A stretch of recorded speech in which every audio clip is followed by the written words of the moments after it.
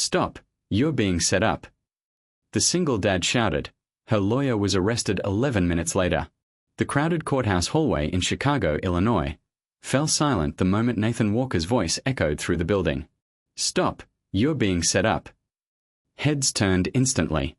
A woman carrying a stack of legal documents froze mid-step. Her expensive lawyer looked over his shoulder with visible irritation. Security guards glanced toward the commotion. But Nathan wasn't concerned about the stares. His heart was pounding because he knew something terrible was about to happen. And 11 minutes later, federal agents would place handcuffs on that lawyer in front of everyone. Before we continue, if you believe kindness still matters, if you believe people deserve second chances, take a moment to like this video, comment where you're watching from, share this story with someone who needs hope, and subscribe to the channel for more emotional stories that restore faith in humanity. Nathan Walker never imagined he would find himself standing in a courthouse on a rainy Tuesday morning. At 38 years old, life had already tested him more than most people could understand. 5 years earlier, he had lost his wife, Rebecca, to an aggressive illness that left him raising their young daughter alone. Every morning began before sunrise. He prepared breakfast, packed lunches, helped with homework, worked long construction shifts, and somehow still found energy to be both mother and father to 9-year-old Chloe. Money was always tight. Bills piled up faster than he could pay them. Yet despite every hardship, Nathan remained the kind of man who helped strangers push broken cars, carried groceries for elderly neighbors, and volunteered at local community events whenever he could. His daughter often asked why he worked so hard for people he didn't know. Nathan always gave the same answer. Because one act of kindness can change someone's life. That morning he had arrived at the courthouse to finalize paperwork involving a contractor dispute that had dragged on for months. He expected a boring day filled with paperwork and legal jargon. Instead, he noticed something unusual. A woman sat alone near the entrance. She looked elegant and successful, yet completely overwhelmed. Her name was Sarah Collins. Nathan didn't know it then, but Sarah was the founder of a rapidly growing healthcare company worth millions of dollars. From the outside, she appeared to have everything. Inside, her world was collapsing. Over the previous year, Sarah had trusted her longtime attorney, Gregory Pierce, with virtually every important business decision. Gregory handled contracts, investments, corporate agreements, financial restructuring. He had become one of the most trusted people in her professional life. What Sarah didn't know was that Gregory had been secretly manipulating documents for months. Using forged signatures and hidden clauses, he was quietly positioning himself to gain control of valuable company assets. The plan was sophisticated, almost impossible to detect. Almost. Nathan happened to notice Gregory several times throughout the morning. Something felt wrong. Years of construction work had taught him how to read people. He had met honest workers and dishonest ones. People who looked you in the eye and people who avoided it. Gregory's behavior triggered every warning instinct Nathan possessed. The lawyer kept making nervous phone calls. He repeatedly checked his watch. He seemed anxious whenever Sarah approached. Most importantly, Nathan accidentally overheard part of a conversation while standing near a coffee machine. The fragments made little sense at first. References to transfers, deadlines, and one phrase that refused to leave Nathan's mind. Once she signs, it's finished. Nathan couldn't explain it, but something inside him screamed that Sarah was in danger. He tried ignoring the feeling. After all, it wasn't his business. He was just a stranger, a construction worker, a single father trying to survive. Yet every time he looked toward Sarah, he remembered his late wife. Rebecca had always helped people, even when helping was inconvenient. Especially when helping was inconvenient. As Sarah and Gregory began walking toward a conference room to sign final documents, Nathan made a decision that would change both of their lives. He stepped forward. His voice rang through the hallway. Stop, you're being set up. The words shocked everyone. Sarah looked confused.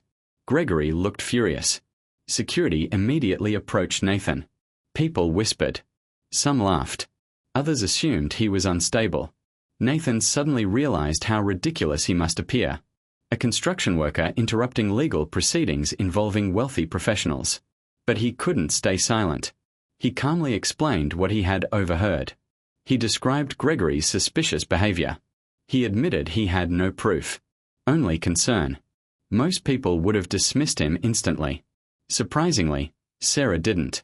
Perhaps it was the sincerity in his eyes. Perhaps it was the exhaustion she had been carrying for months.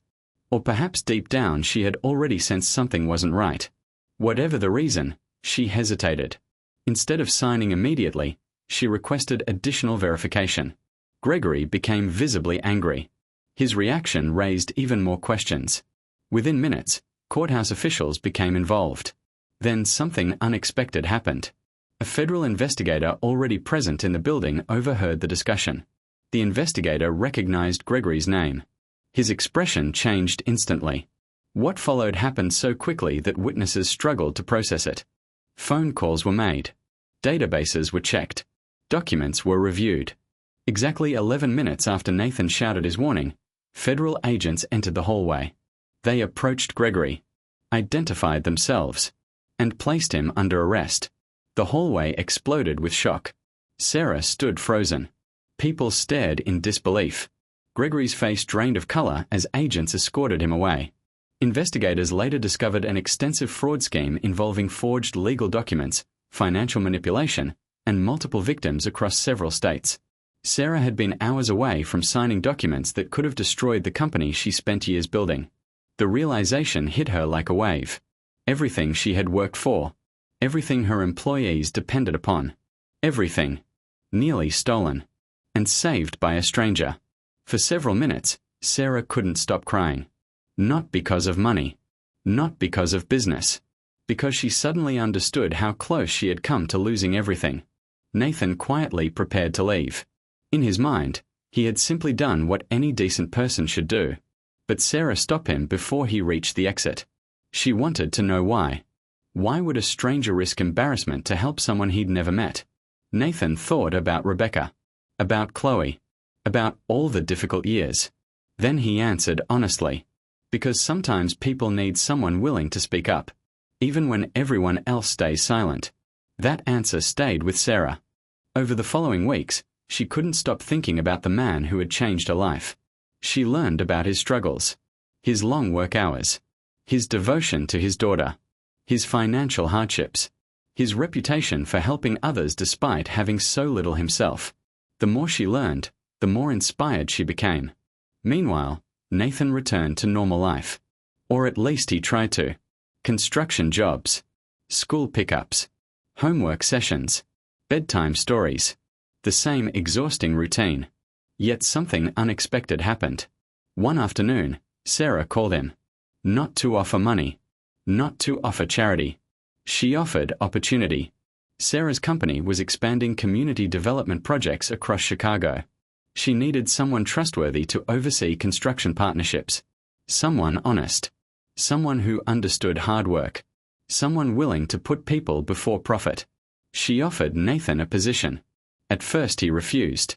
He had no corporate experience, no college degree, no business background.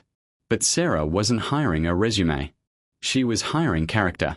For the first time in years, Nathan allowed himself to believe life could improve. The transition wasn't easy. He made mistakes, learned slowly, doubted himself often, but he approached every challenge with humility and determination. Within months, employees respected him. Not because of authority, because of integrity. Years later, Sarah often said the greatest business decision she ever made wasn't a merger or investment. It was trusting the construction worker who interrupted her meeting. As for Nathan, his new career provided stability he had never known. Chloe received better educational opportunities. Bills stopped controlling every decision. The constant fear of financial disaster finally faded. Yet the most beautiful part of the story wasn't professional success. It was friendship. A friendship built on trust, gratitude, and one courageous moment in a courthouse hallway. Before we reach the ending, tell us in the comments. Have you ever trusted your instincts and helped someone when everyone else stayed silent? Years later, when people asked Nathan about the day that changed his life, he never talked about promotions or success. He talked about courage. The courage to speak when silence feels easier. The courage to help when helping carries risk. The courage to trust your conscience. Because sometimes the smallest action creates consequences far beyond what we can imagine. One warning, one decision, one moment, and 2 lives changed forever. If this story touched your heart, please like the video, leave a comment, and subscribe to the channel. Your support helps us share more stories about hope, courage, kindness, and the incredible impact one person can have on another person's life. And remember this: you never know when your voice might become the reason someone else's world is saved.